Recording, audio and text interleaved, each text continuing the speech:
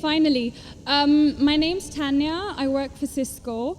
I'm not here to disagree with anything, but I've always had a lot of people, especially Muslims, well, not a lot of people, just Muslims, always telling me, because you're a Catholic, you're going to go to Jahannam, but we're Muslims, you need to convert and you will go to heaven.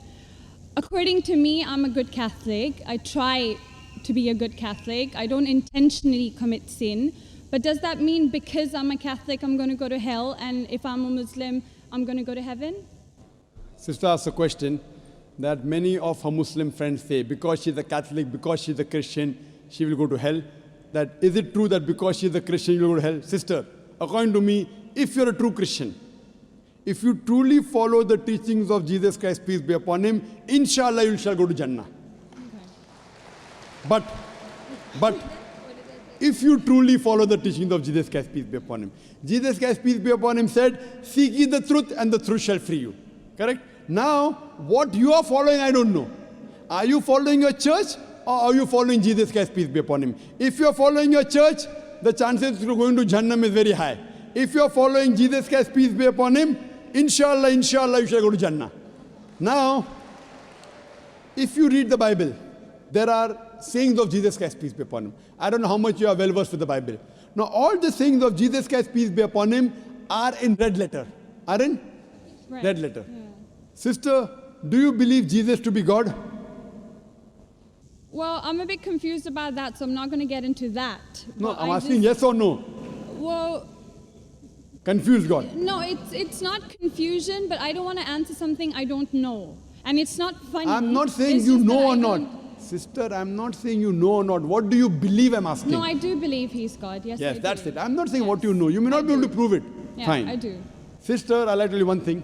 Islam is the only non-Christian faith which makes it an article of faith to believe in Jesus Christ, peace be upon him. No Muslim is a Muslim if he does not believe in Jesus Christ, peace be upon him. We believe that he was one of the mightiest messengers of God. We believe that he was the Messiah, translated Christ. Yes. We believe that he gave life to the dead with God's permission. We believe that he healed those born blind lepers with God's permission. The Christians and the Muslims, they are going together. But one may ask, where is the parting of ways?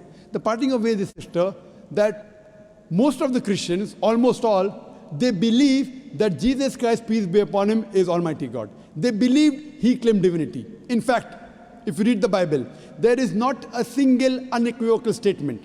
There is not a single unambiguous statement in the complete Bible where Jesus Christ, peace be upon him, himself says that I am God, or where he says worship me. Sister, if you can point out a single unequivocal statement, a single unambiguous statement, anywhere from the Bible in which Jesus Christ, peace be upon him, himself says that I am God, or where he says worship me, I am ready to accept Christianity today. In fact, if you read the Bible, I'm not talking about you accepting I'll come to it. Or not. I'm not. I got my answer already. I'm giving you, yes. I got my answer. You got half the answer, I'm giving the complete answer, okay. inshallah. You can go ahead. You got half the answer. Okay. I told you that if you're a true Christian, you shall go to Jannah. Yes. You don't know what a true Christian is. I'm giving you information about true Christian is.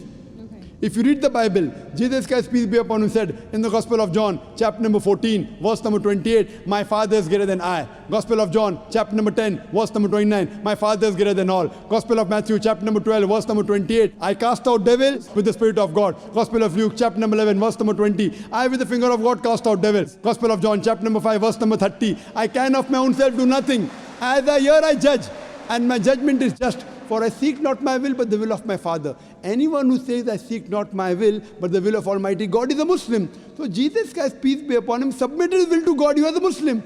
He never said he was God.